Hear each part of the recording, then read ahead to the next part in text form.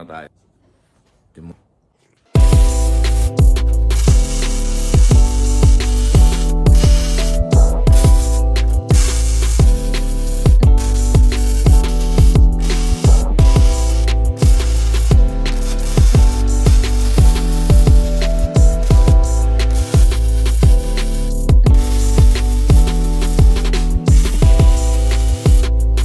Yan, tapos na mag-welding.